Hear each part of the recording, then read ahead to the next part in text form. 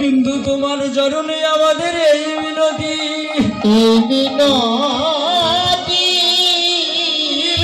জানো জানো গৌর, এই জগতে যতদিন বেঁচে থাকি না কেন,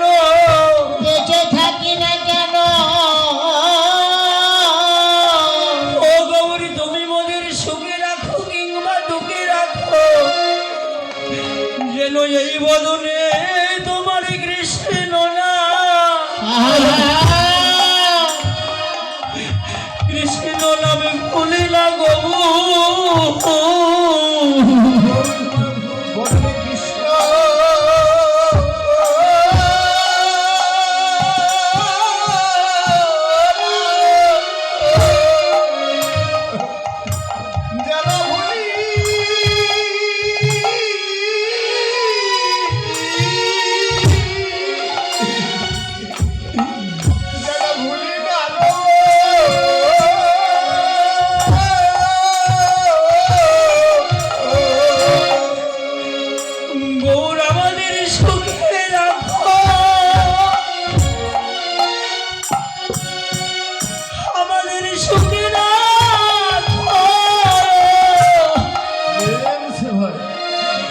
সুখে রাখো কিংবা দুঃখে রাখো, দয়াল রে কৃষ্ণ গৌর নাম জানো,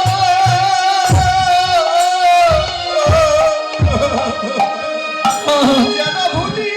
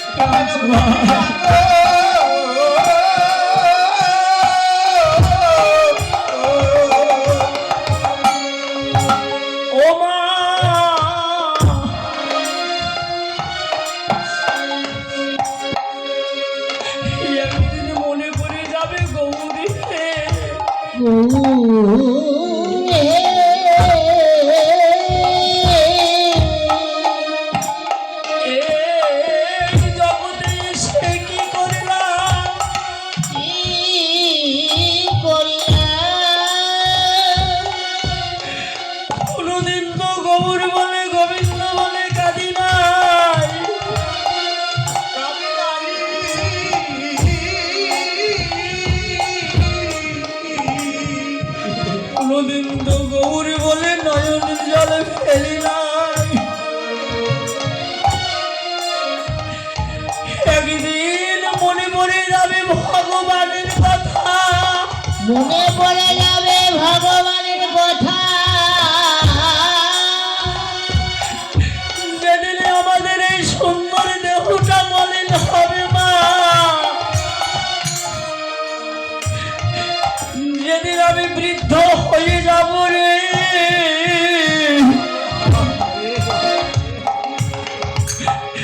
যেদিন এই বদনে দিয়ে কৃষ্ণ কথা বলিতে পারিব না, বলিতে পারব না, যেদিন এই নয়ন দিয়ে কৃষ্ণ ভক্তকে দর্শন করিতে পারিব না, যেদিন এই কর্ম দিয়ে হরি কথা কৃষ্ণ কথা করিলে প্রবেশ করিবে না, প্রবেশ করিবে না, যেদিন এই সুন্দর দুখানা পদ দিয়ে হেঁটে হেঁটে ভক্তের সঙ্গে যেতে পারিতাম না গৌর,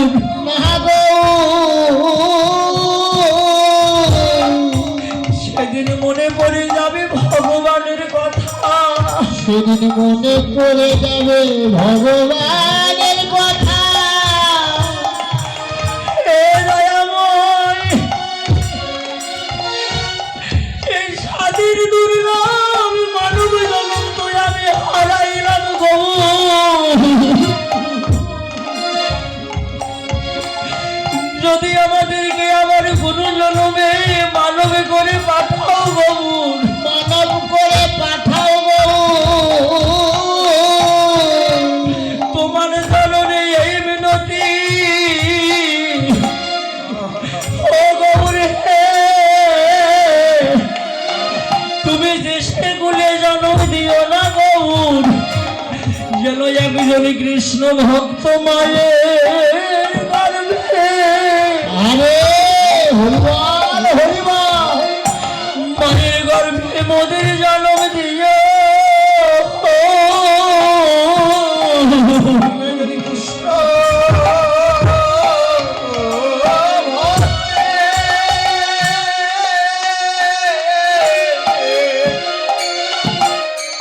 মায়ের প্রয়োজন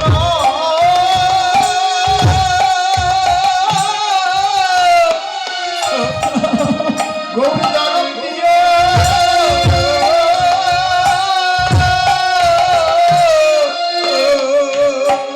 যেন মদনে হাগবুর বলে,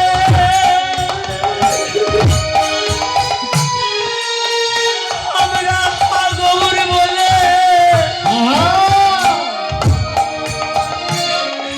দুর্নয়নের জলে কাটিতে পারি।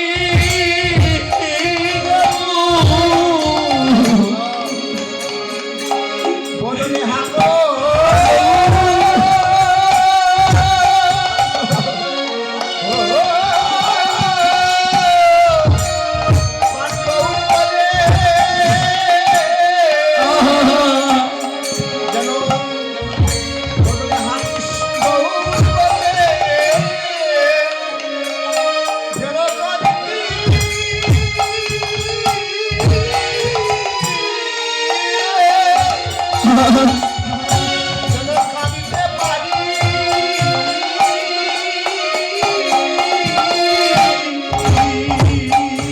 দয়াল তোমার চরণে আর কোনো ধনের আশা,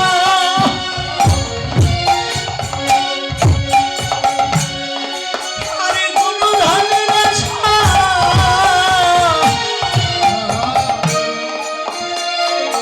আমরা করি না।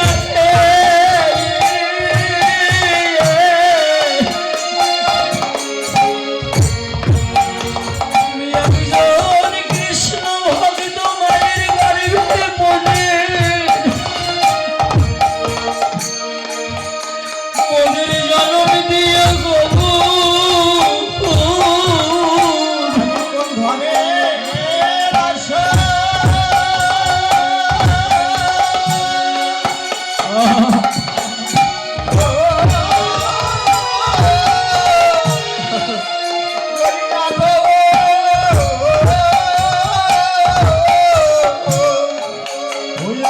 কৃষ্ণ মায়ের গর্ভে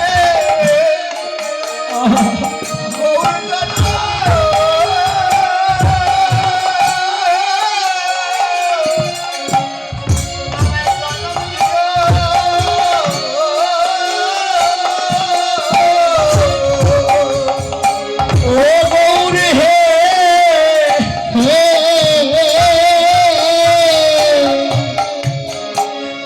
বলো বলো সেই দিন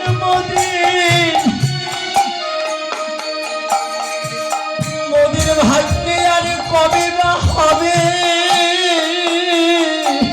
সেদিন মোদের ভাগ্যে কবে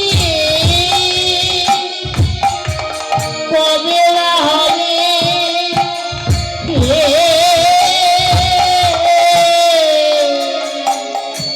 যেদিন হা গৌর প্রাণ গৌরী বলিতে, হা গৌরী বলিতে এই পাষাণ গলে যাবে।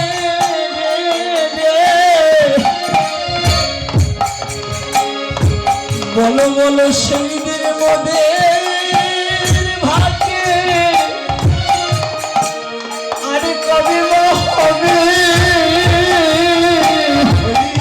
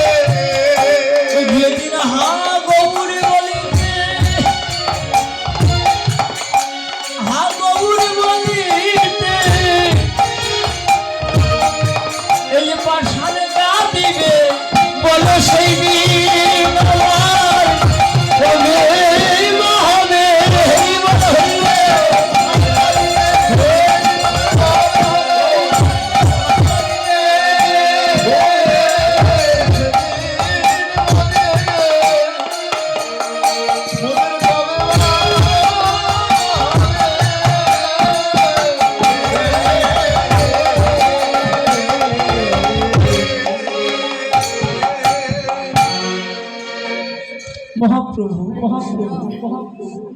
সেই বাল্যকালে সতী দেবীর আঙ্গিনার মাঝে প্রাতকালে অর্থাৎ সকালবেলায় ধুলার মাঝে গড়াগড়ি যাচ্ছে। বৈষ্ণব মহাজন সেই গৌরের ভাবখানা দেখে লিপিবদ্ধ করলেন কি, ওরে লালে ঝড়, ওরে ঝড় মুখ,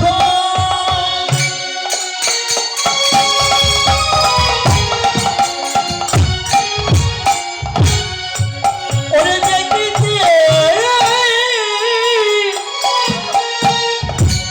ওরে দেখিতে সুন্দর রে রে রে রে,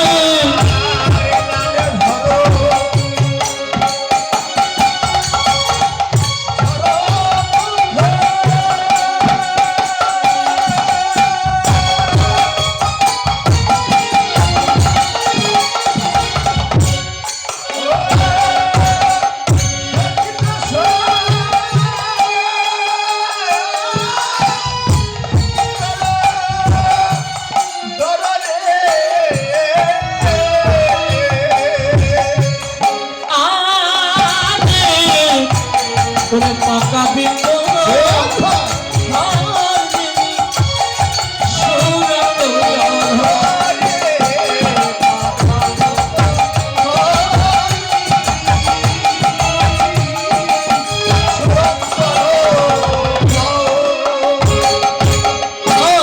পাকা বিম্ব ফল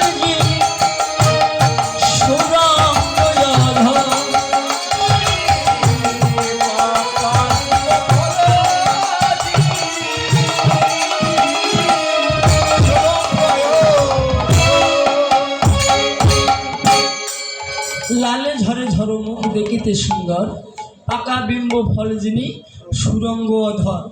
যে গৌর আমার এবার কলিযুগে গৌর আমার কাঁচা নয়, গৌর আমার যেন পাকা হয়েছে,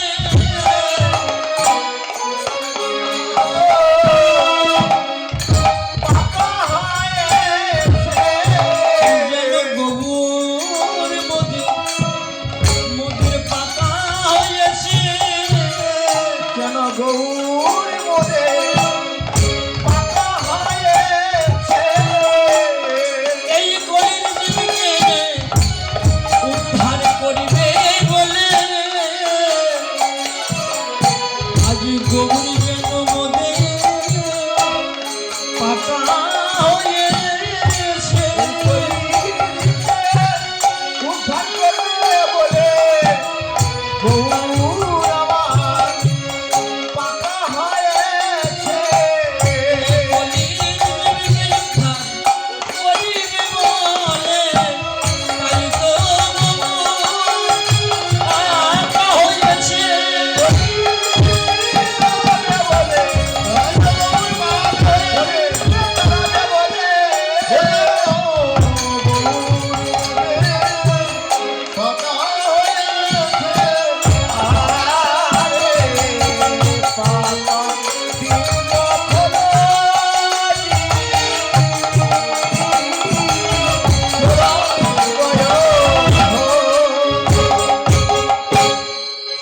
গৌর এবার কাঁচা নয়, গৌর যেন পেকে এসেছে। সকালবেলা প্রাতকালে আমাদের সচী মায়ের আঙ্গিনায় ছোট্ট নিমায় ধুলার মধ্যে গড়াগড়ি গিয়ে মা সচী দেবী সে নিমায়ের বদন পানি চেয়ে দেখছে, লালা ঝোলাপ যেন ঝরে পড়ছে। তৎক্ষণাৎ বৈষ্ণব মহাজন পদ লিপিবদ্ধ করলেন যে এই যেন লালা ঝোলা নয়, এই যেন পাকা বিম্ব ফল, হ্যাঁ এই যেন পাকা বিম্ব ফল। গৌরাঙ্গ মহাপ্রভু অর্থাৎ সে ছোট্ট নিমাইয়ের বদনে কৃষ্ণ কথা শুনে, গৌর কথা শুনে হ্যাঁ সকল জীব উদ্ধার হলো, এবং উদ্ধার করার জন্যই কিন্তু ভগবান এবার কাঁচা নেই পেকে এসেছে। হ্যাঁ তার কারণ ভগবানের মূল উদ্দেশ্যই হচ্ছে এই কলির যুগকে উদ্ধার করার জন্য। মূল উদ্দেশ্য এই কলির যুগকে উদ্ধার করার জন্য, কিন্তু আমরা ভগবানকে ডাকতে জানি না বাবারে। হ্যাঁ, আমরা ভগবানকে ডাকতে জানি না। আমরা যদি ভগবানকে ডাকার মতো ডাকতে পারি, আমরা যদি ভগবানকে ডাকার মতো ডাকতে পারি, ভগবান যত দূরেই থাকুক না কেন, ভগবান আমাদের কাছে আসতে বাধ্য। কিন্তু আমাদের ডাকার মধ্যেই হচ্ছে ভুল। কেমন ভুল?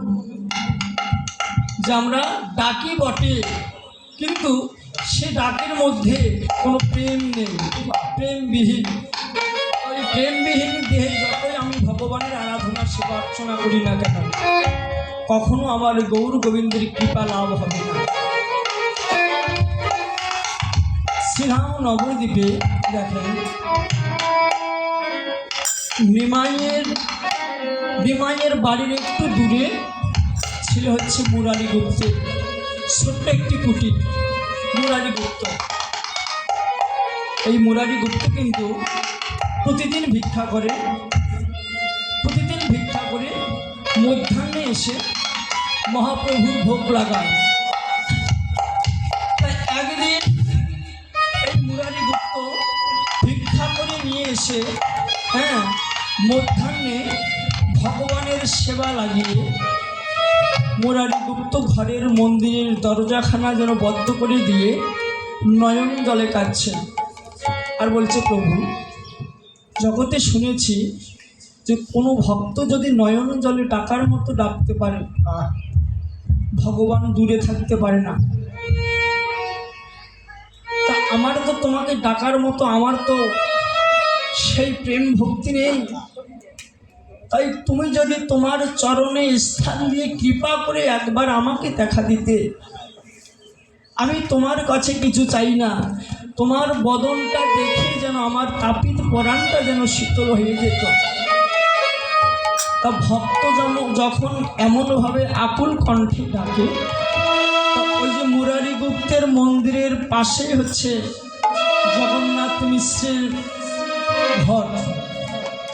তা ছোট্ট নিমাই ভক্ত যখন এমনভাবে আকুল কণ্ঠে ডাকছে, ভগবান আর দূরে ঘরে থাকতে পারল না। ওই ছোট্ট নিমাই জগন্নাথ মিশ্রের ঘর থেকে ওই মুরারি গুপ্তের দরজার সামনে গিয়ে দাঁড়ালেন যে, মুরারি, ও মুরারি, তুমি একবার দরজাখানা খুলে দাও ভাই। ভক্ত ভগবানকে ডাকছে, ভগবান সেই ভক্তের কুটিরের দরজার সামনে গিয়ে দাঁড়িয়ে ভগবান বলছে, মুরারি, তুমি একবার দরজা খুলে দাও ভাই। তোমার ওই আকুল করা কণ্ঠের ধ্বনি, তোমার ওই আকুল করা কণ্ঠের ধ্বনিতে আমি আর দূরে থাকতে পারছি না, তুমি একবার কৃপা করে দরজা খুলে দাও।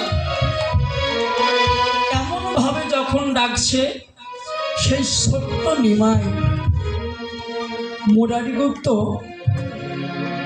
মহাপ্রভুর ভোগের ওখান, যেখানে ভোগ লাগিয়েছে ভোগের ওখান থেকে উঠে মন্দিরের দরজাটা খুলে দিলেন। যেই মন্দিরের দরজাটা খুলে দিলেন, মন্দিরের দরজা খুলেই দেখছে ছোট্ট নিমাইকে দেখে মুরারি গুপ্তের ক্রোধ হলো যে, নিমাই, তোর বাবা আমার চেয়ে বয়সে অনেক বড়, সেও আজ পর্যন্ত আমার নাম ধরে ডাকার সাহস পাইনি। আর তুই তো কেবল হচ্ছিস দুদিনের ছেলে, তোর তো হচ্ছে দুদিনের ছেলে, বাল্য নিমাই, ছোট নিমাই। তা তোর এই সাহসটা হয় কি করে যে তুই আমার নাম ধরে ডাকছিস?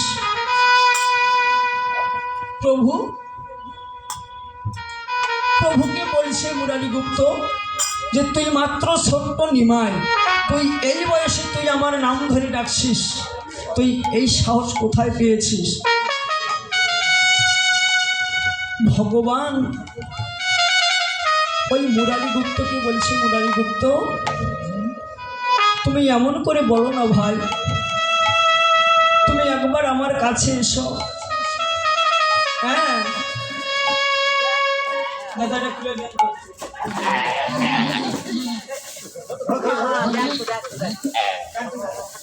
তো।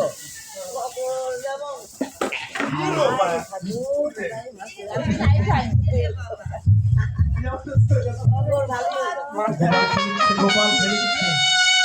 হরি বল, হরি বল।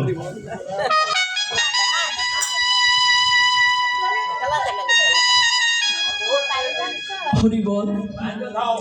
তা যাই হোক, এবার মুরারিকে যখন নিমায় মুরারির জড়িয়ে ধরে বলছে, মুরারি ও মুরারি তুমি একবার আমার কাছে এসো ভাই, তুমি একবার আমার কাছে এসো। মুরারি গুপ্ত ওই ছোট্ট নিমাইকে তার গৃহ থেকে, কুটির থেকে তাড়িয়ে দিল। নিমাই তুই আমার কুটির থেকে চলে যা, তার কারণ তুই এই ছোট্ট বয়সে তুই আমার নাম ধরে ডাকছিস, তুই এত বড় সাহস তোকে কি দিয়েছে? প্রভুকে তাড়িয়ে দিল মুরারি গুপ্ত তার মন্দির থেকে। প্রভুকে তাড়িয়ে দিয়ে আবার ওই মন্দিরের দরজাখানা বন্ধ করে দিয়ে আবার দু নয়নের জলে ডাকছে, প্রভু কোথায় তুমি? প্রভু তুমি একবার এসে আমায় দেখা দাও। প্রভু হে, ও প্রভু হে, প্রভু হে তুমি যদি পতিতের বন্ধু হও, প্রভু পতিতের বন্ধু হও, তুমি যদি কাঙ্গালের ঠাকুর হও দয়াময়, কাঙ্গালের ঠাকুর হও দয়াময়, তাহলে তুমি আমায় কৃপা করে একবার দর্শন দাও, কৃপা করে দর্শন দাও। মুরারি গুপ্ত ভগবানকে ডাকছে,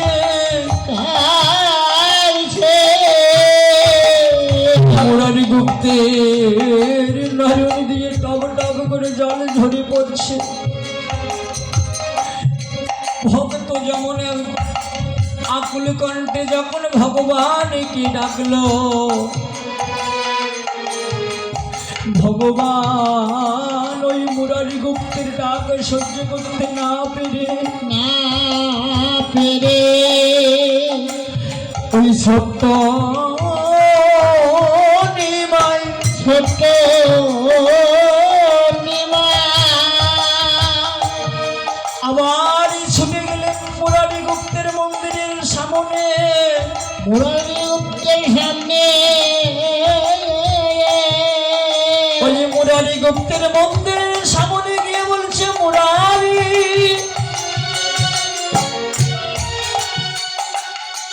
ও ভাই মুরারি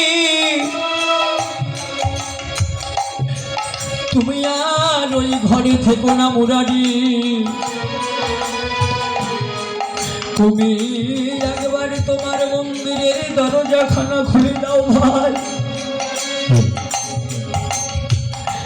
মুরারি আবার ক্রোধান্বিত হয়ে যখন মন্দিরের দরজা খুলল, মা মুরারি গুপ্ত দেখছে আবার ওই ছোট্ট নিমাই এসে তাকে মুরারি মুরারি বলে ডাকছে। মুরারি গুপ্ত দেখছে ছোট্ট নিমাইয়ের নয়নে জল। এবার নিমাইকে ক্রোধান্বিত না দেখিয়ে মুরারি গুপ্ত ওই ছোট্ট নিমাইয়ের কাছে চলে গেল। সেই ছোট্ট নিমাইয়ের কাছে গিয়ে বলছে, নিমাই ও নিমাই, নিমাই রে আসলে বলতো তুই কে? নিমাই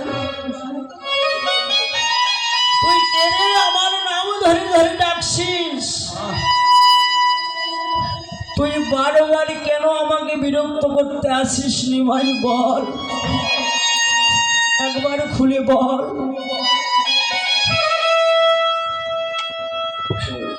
মুরারি গুপ্ত যখন বললেন নিমাই তুই কে, আমায় খুলে বল, নিমাই ছোট্ট নিমাই মুরারিকে বলেছে, মুরারি তুমি এত সহজেই ভুলে গেলে 2 দিনের কথা? ও মুরারি, একবার তুমি মনে করে দেখো সেই ত্রেতা যুগের কথা, একবার মনে করে দেখো সেই ত্রেতা যুগের কথা।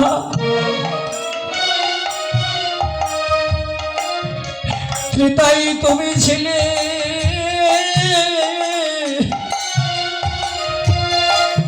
ত্রেতাই তুমি ছিলে বীর হনুমান,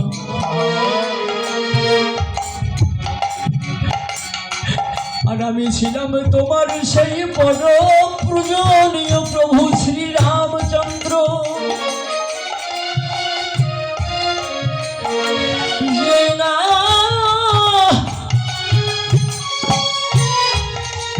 ওই সত্য নিমাই বলেছে, ত্রেতায় আমি ছিলাম রামচন্দ্র। মুরারি গোবিন্দ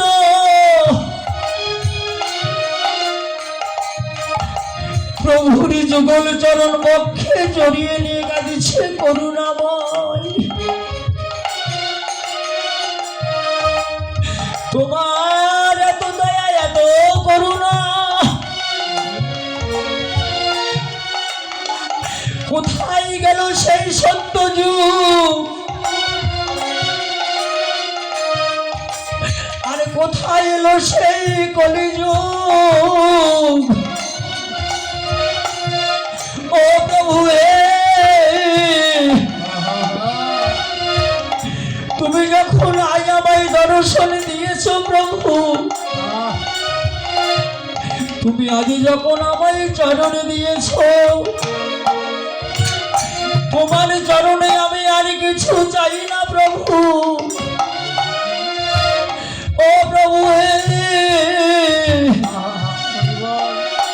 তোমার চরণে আজ আমি মিনতি জানাই, আজ যেমন ভাবে তুমি আমায় দর্শন দিলে প্রভু, ও প্রভু তুমি আমায় কথা দাও, যেদিন আমার ইহ জগৎ থেকে চলে যাবার সময় হবে,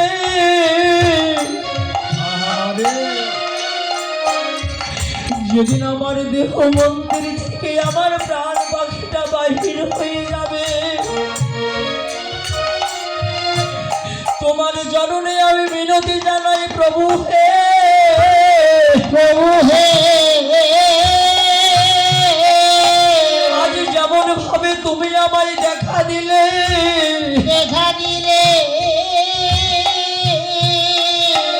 যেদিন আমার দেহ থেকে প্রাণ পাখি চলে যাবে, ও প্রভু সেদিন তুমি আমার